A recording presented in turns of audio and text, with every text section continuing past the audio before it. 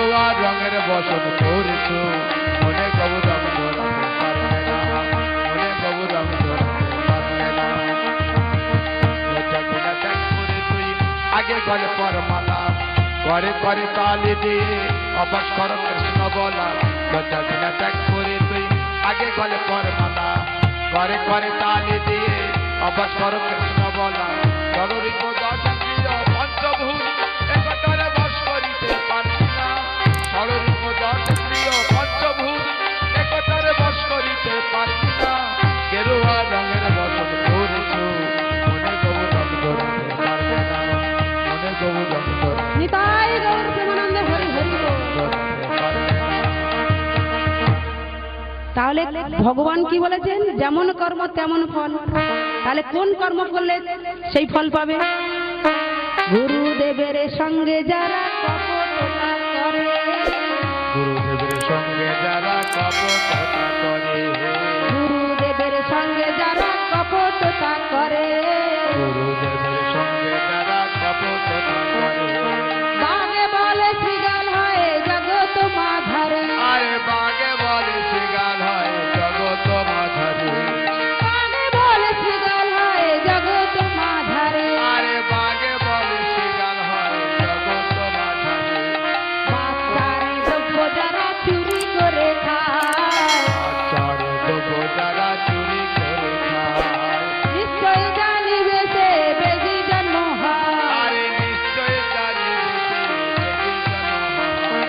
বাজারে গিয়া যে বাতিনি চুরি করে বাজারে গিয়ে দেবা তিনি চুরি করে বাজারে গিয়া যে বাতিনি চুরি করে বাজারে গিয়ে দেবা তিনি চুরি করে পিপিলিকা হতে হয় 3 জন্ম ধরে আরে পিপিলিকা হতে হয় 3 জন্ম ধরে ধর্মস্থানে গিয়া যে বা জুতা চুরি করে ধর্মস্থানে গিয়ে দেবা জুতো চুরি করে কুকুর জন্মিতে জন্ম 10 জন্ম ধরে আরে কুকুরি জনিতে তার 10 জন্ম ধরে শ্বশুর শাশুড়ির সাথে যে বা ঝগড়া করে শ্বশুর শাশুড়ির সাথে দেবা ঝগড়া করে শালিক পাখি হতে হয় 2 জন্ম ধরে আরে শালুক পাখি হতে হয় 2 জন্ম ধরে কি বলেছে মা আর বলবো শ্বশুর শাশুড়ির সাথে যে বা ঝগড়া করে শালিক পাখি হতে হয় 2 জন্ম ধরে বউয়ের পিছনে যারা কুটুর কুটুর করে পিছনে যারা কুটুর কুটুর করে কোনো ব্যাঙ হতে হয় নিজের ঘরে কোলে কোনো ব্যাঙ হতে হয় নিজের ঘরে কোলে কি বলেছে বউয়ের পিছনে যারা কুটুর কুটুর করে কোনো ব্যাঙ হতে হয় নিজের ঘরের কোণে শুনিয়া পাপের তত্ত্ব জেনে রেখো ভয় ইয়া পাপের কথা জেনে রেখো ভাই 100 পাপ পূর্ণ হলে পঙ্গু হয়ে যা আরে 100 পাপে পূর্ণ হলে পঙ্গু হয়ে যায় তোমা যদি কারোর দেখবেন শরীরে একটা না একটা অঙ্গহীন হয়ে যায় তখনই মনে করবেন যে তার 100 পাপ পূর্ণ হয়েছে যেমন কর্ম করেছেন তেমন ফল পেয়েছেন তাই যে যেমন কর্ম করবে সে তেমনই ফল পাবে তাই ভগবান কি বললেন যে 100 পাপ পূর্ণ হলে সে কোনোদিন বাবা সে ভালো থাকবে না তার শরীরের দিক দিয়ে যে কোনো একটা না একটা ক্ষতি হবেই তাই কর্মটা আমাদেরকে ভালো করতে হয় বাবা কর্ম যদি আমরা খারাপ করি ভালো ফল আশা করলে তো হবে না তাই আজকের কয়াদু দেবী নাগরাজের কন্যা কয়াদু দেবী হিরণ্যকশিপুরের সাথে বিয়ে হলো তাই কি বলছে বাবা এদিকে দলে দলে বরযাত্রীরা আসছেন বলে ঢাকে বাজে সানাই বাজে বাজিছে মাদল ঢাক বাজে সানাই বাজে বাজিছে মাদল ঢাক বাজে সানাই বাজে বাজিছে মাদল আরে কয়াদু বিয়েতে আনন্দ হইল আরে কয়া দূর বিয়েতে আনন্দ হইল আরে কয়াদুর বিয়েতে আনন্দ হইল আরে কয়া দূর বিয়েতে আনন্দ হইল আনন্দ আর ধরে না আনন্দ আর ধরে না আনন্দ আর ধরে না আনন্দ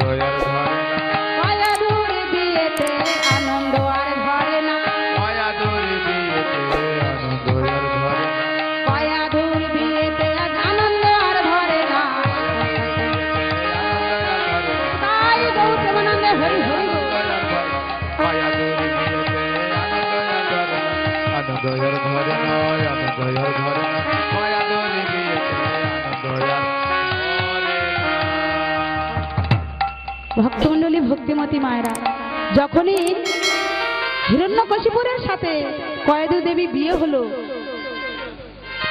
আর এদিকে হিরণ্যকশিপুরের বন্ধুরাও এসে বলছে, হ্যাঁ রে, তুই তো বিয়ে করলি, আমাদেরকে তো নিমন্ত্রণ করলি না। ঠিক আছে, শুনেছি তোর বউ নাকি খুব সুন্দর নাচ জানে, খুব সুন্দর গান করে, তা তোর বউয়ের একটু নাচ দেখাবি রে, বা গান শোনাবি? তখন হিরণ্যকশিপুর বলেন, ঠিক আছে ঠিক আছে, আগামীকাল আমার রাজসভায় তোরা সব চলে আসিস, আমার বউ তোদেরকে নাচ দেখাবে, গান শোনাবে। এই বলে কি করলেন, বন্ধুরা সব চলে গেলেন।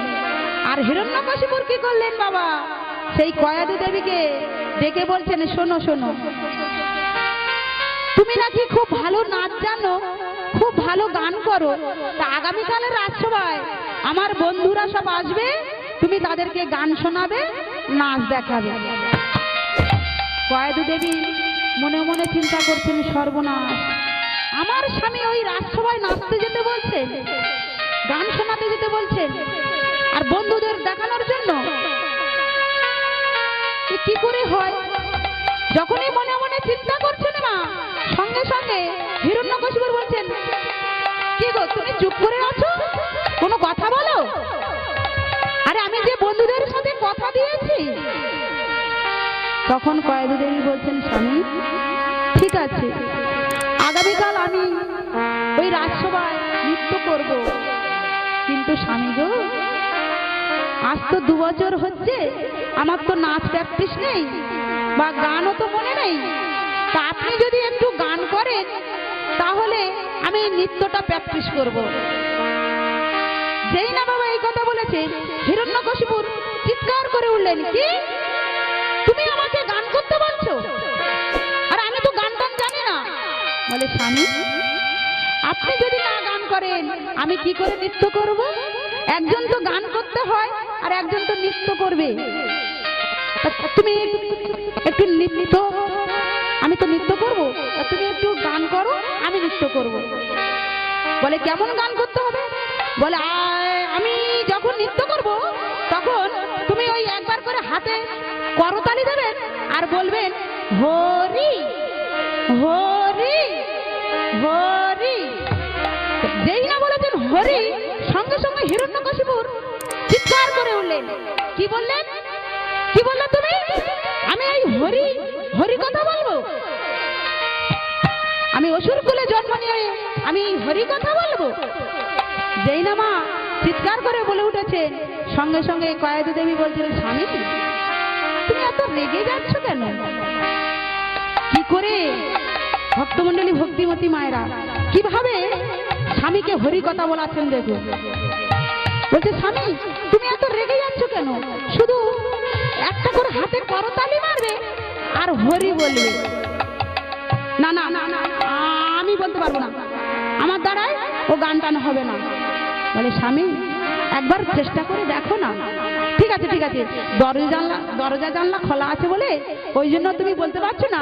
ঠিক আছে, আমি দরজা জানলাটা বন্ধ করে দিলাম। কয়েদু দেবী কি করেছেন মা? দরজা জানালাগুলো সব ভালো করে বন্ধ করে দিয়েছেন। দিয়ে বলছেন, স্বামী এইবার তুমি হরি কথা বলো। একটা করে হাতে তালি দেবে আর হরি কথা বলবে, হরির নাম উচ্চারণ করবে। বলে, তুমি আমাকে বারবার হরি কথা বলতে বলছো? তুমি কি জানো না আমরা অসুর কুলে জন্ম? বলে, স্বামী তাতে কি হয়েছে? এই যে ভক্তমণ্ডলী ভক্তিমতী মায়েরা, একজন সহধর্মিনী স্বামীকে কিভাবে হরি কথা বলাচ্ছেন, মানে তারা তো অসুর কুলে জন্ম, কোনোদিন তো হরি কথা বলে না মা, তাই কিভাবে হরি কথা বলাচ্ছেন দেখুন। যখনই ওই কয়েদু দেবী হরি কথা বলাচ্ছেন, আর হিরণ্যকশিপুর কি করলেন? একটা করে হাতে করতালি দিচ্ছেন, হরি হরি হরি, 3 বার যখন বলেছেন। আর এদিকে কয়েদু দেবী নৃত্য করার জন্য প্রস্তুত হয়েছেন।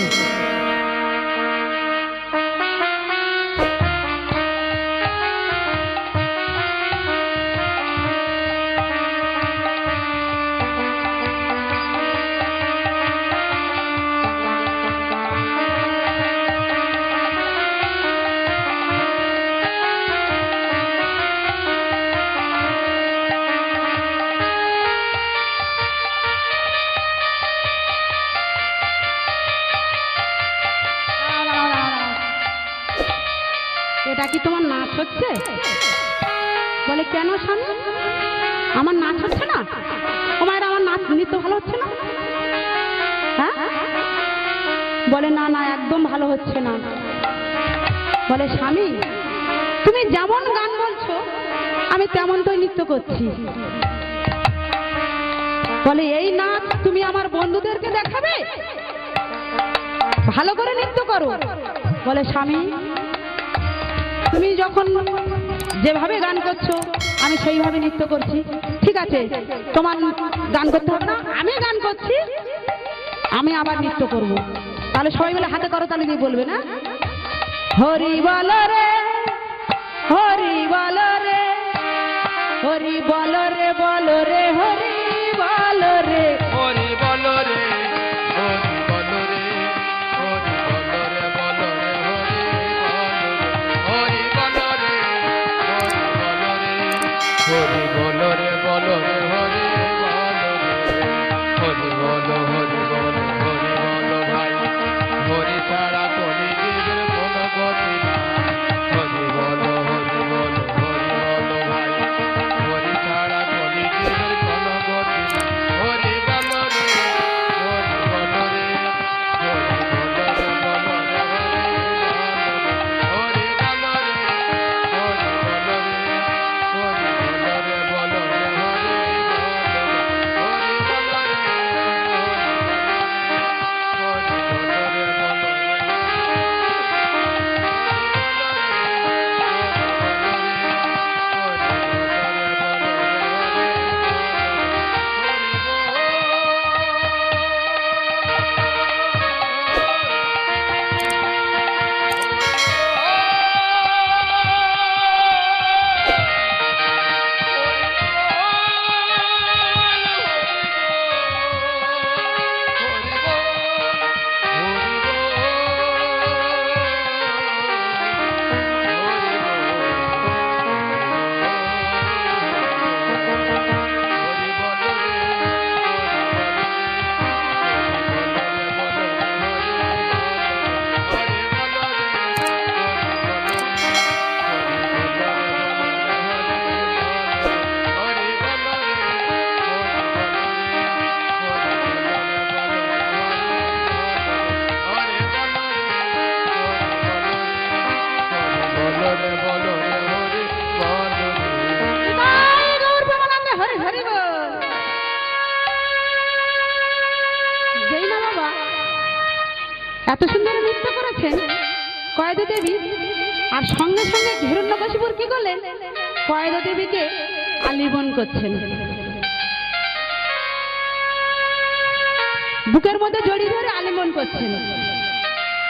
তখন কয়েদ দেবী বলছেন স্বামী তুমি আমাকে আলিঙ্গন করছো কেন? বলো তুমি বুঝবে না। বলে স্বামী তাহলে আগামীকাল যদি ওই রাজসভায় আমি নৃত্য করি, আর যখনই আমার নৃত্য দেখে তোমার বন্ধুরা আমাকে যখন জড়িয়ে ধরবে কি মজা হবে। খবরদার আগামীকাল ওই নৃত্য করতে যাবে না আমার রাজসভায়। কেন? তুমি কি বন্ধুদের কথা দিয়েছো? বললাম তো যেতে হবে না। বলে আমি বন্ধুদের কথা দিয়েছি সে আমি বুঝে নেব, কিন্তু তোমাকে নৃত্য করতে যেতে দেব না। যেই না বাবা বলেছেন, কয়েদ দেবী মনে মনে চিন্তা করছেন আমার তো বেশ ভালোই হলো, কিভাবে স্বামীকে হরি কথা বলালো, আর ও যে যাবে না, আর স্বামী যে যেতে দেবে না, এই যে সহধর্মিনীদের কাজ বাবা,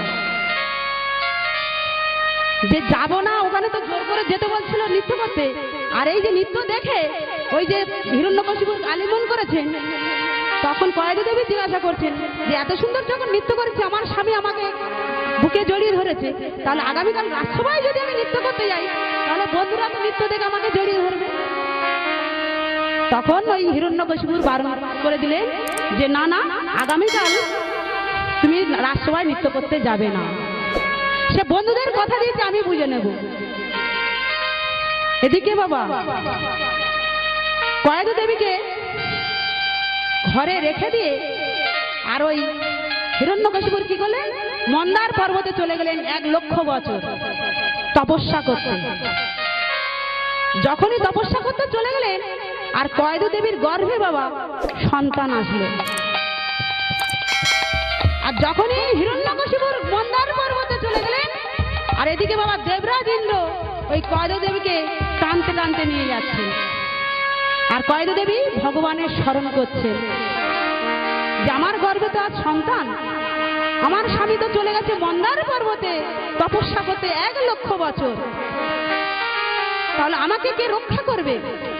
আর যখনই বাবা ভগবানের স্মরণ করছেন এদিকে দেবর্ষি নারদ সম্মুখে এসে দাঁড়িয়েছেন, এসে বলছেন দেবরাজ ইন্দ্র, ছি ছি ছি ছি, আপনার লজ্জা করে না? আপনি একজন নারীকে হরণ করে নিয়ে যাচ্ছেন। দেবরাজ ইন্দ্র বলছেন, দেবর্ষি নারদ, আপনি কি জানেন এই নারীর গর্ভে আছে অসুরের সন্তান, আর এই সন্তান যদি জন্মগ্রহণ করে আমাদের দেবতালয় সব মেরে দেবার চেষ্টা করবে, সব এক এক করে মেরে ফেলবে। তখনই দেবরাজ ইন্দ্রকে ওই দেবর্ষি নারদ বলছেন, ইন্দ্র, দেবরাজ ইন্দ্র, আপনি কি জানেন এই গর্ভের সন্তান আপনাদের একদিন রক্ষা করবে, উদ্ধার করবে, আর আপনি ওই শত্রু বলে ওকে মারতে যাচ্ছেন?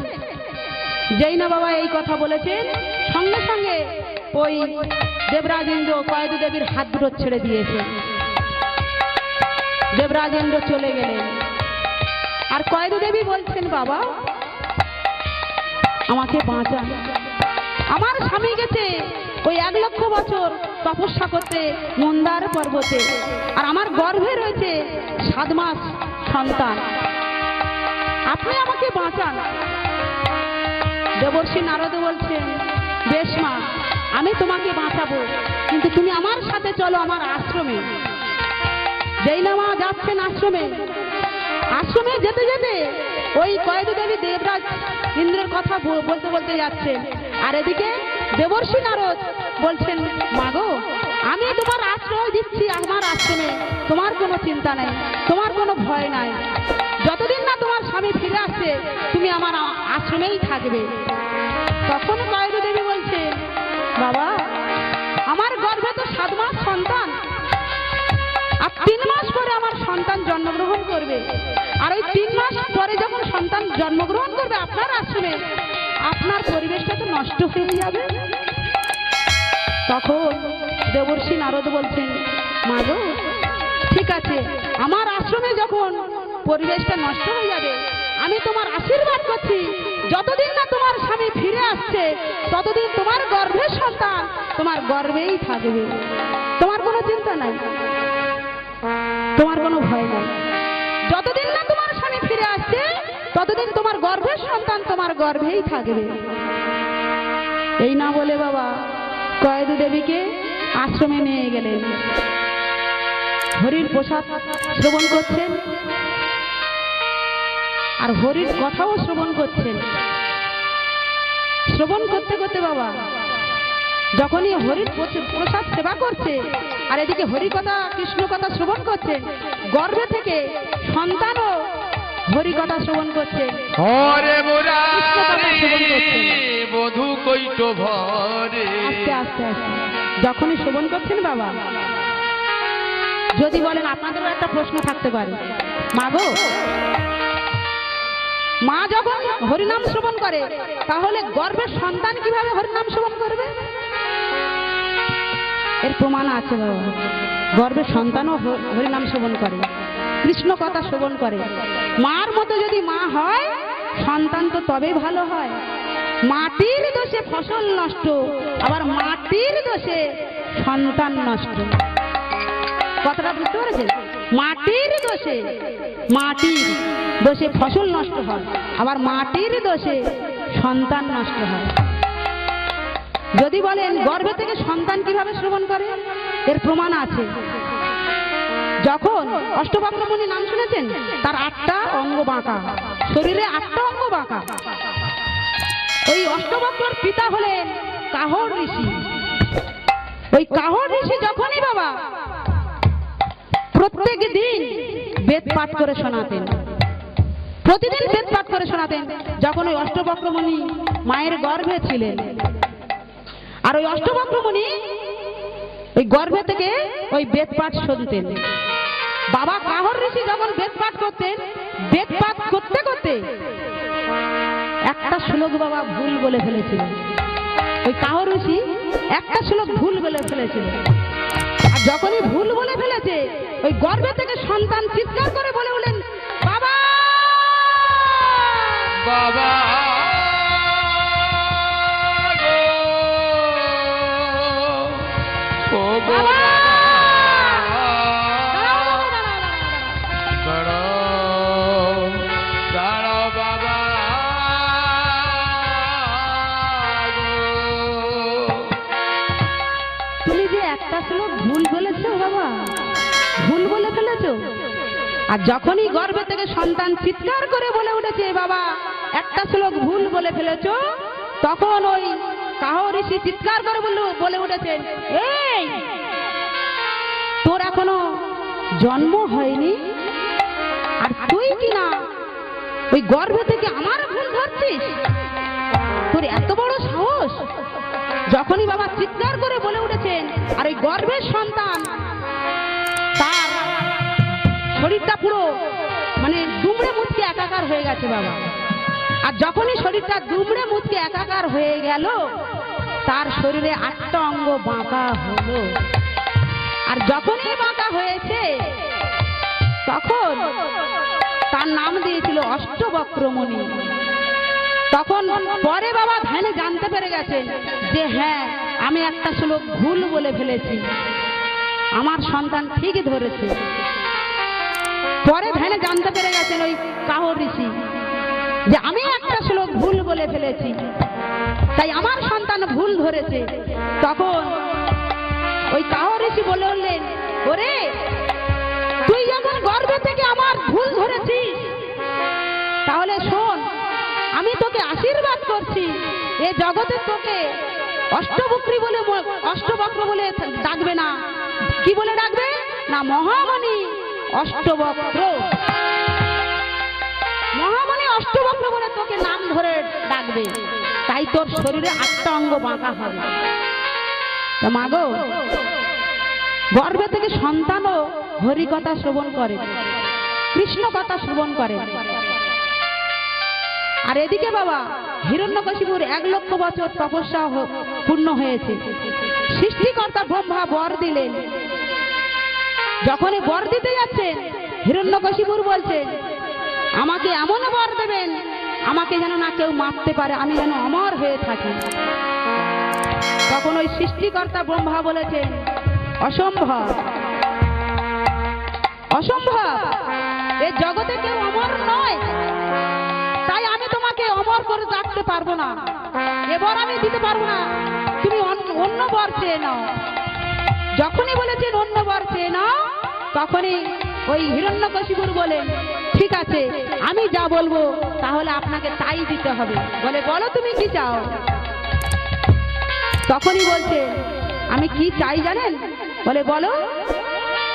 বলছে, আমি দিনে না মরি, রাতে না মরি, আমি উপরে না মরি, নিচে না মরি, আমি বাইরে না মরি, ভিতরে না মরি, আমি কোনো নারীর হাতে না মরি, পুরুষের হাতে না মরি, আমি কোনো অস্ত্রে না মরি, শস্ত্রে না মরি।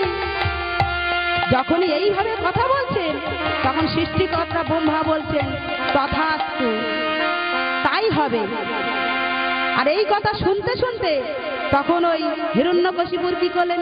বলে, আনন্দ আর ধরে না গো, আনন্দ আর ধরে না গো, আনন্দ আর ধরে না গো, আনন্দ আর ধরে না গো,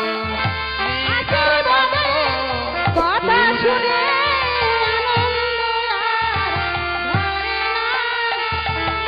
নিরানন্দ দূরে গেল, আনন্দ আর ধরে না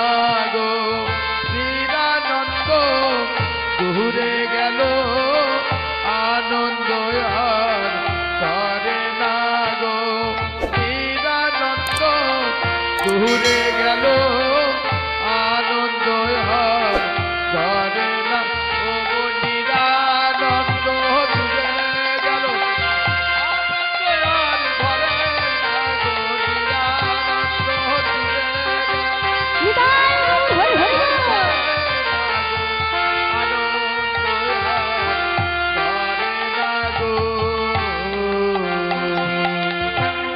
শ্রদ্ধেয় ভক্তমণ্ডলী, ভক্তিমতী মায়েরা, যেই না আশীর্বাদের কথা শুনেছেন সৃষ্টিকর্তা ব্রহ্মার কাছে, সঙ্গে সঙ্গে হিরণ্যকশিপুর আনন্দে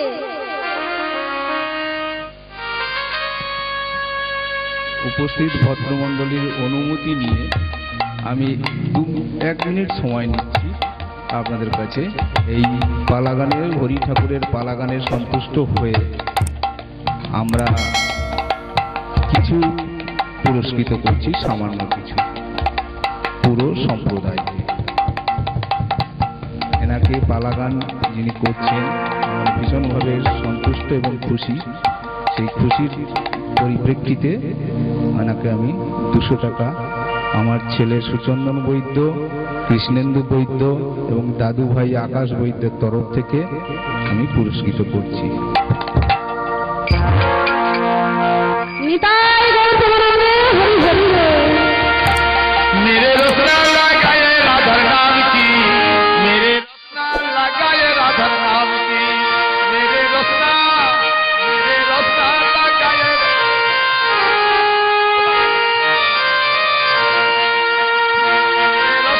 लगाए राधा नाम की, मेरे रसना लगाए राधा नाम की, मेरे रसना लगाए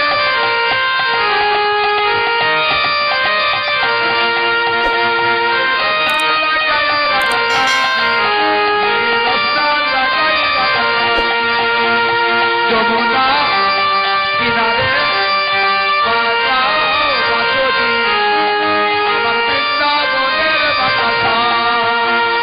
যমুনা কিনারে বাজাও বাঁশরি, আমার বৃন্দাবনের বাতাসা।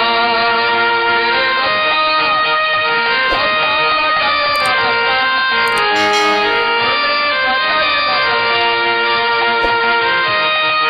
কি।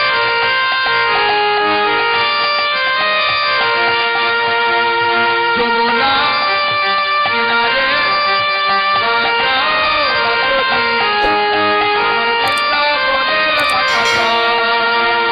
যমুনা কিনারে বাজাও বাঁশরি, আমার বৃন্দাবনের বাতাসা।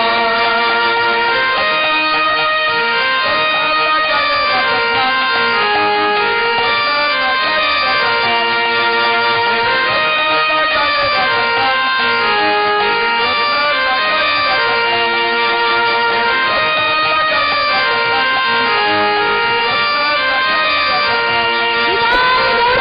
হরি হরি বল।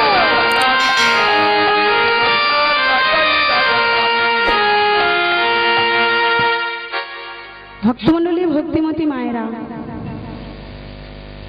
যখনই ওই আশীর্বাদের কথা শুনলেন তখন হিরণ্যকশিপুর আনন্দে মাতোহারা হয়ে গেলেন। সেই আনন্দে নাচতে নাচতে গৃহে ফিরে যাচ্ছেন যে আজ আমি অমর, আমাকে কেউ মারতে পারবে না। গিয়ে দেখছে না বাবা, 5 বছরের শিশু সন্তান জন্মগ্রহণ করেছে, আর ওই শিশু সন্তানকে মারার জন্য এসেছিলেন দেবরাজ ইন্দ্র। তাই হিরণ্যকশিপুর কি করলেন, সেই স্বর্গ আক্রমণ করতে গেলেন সৈন্যদের নিয়ে, যে আজ আমার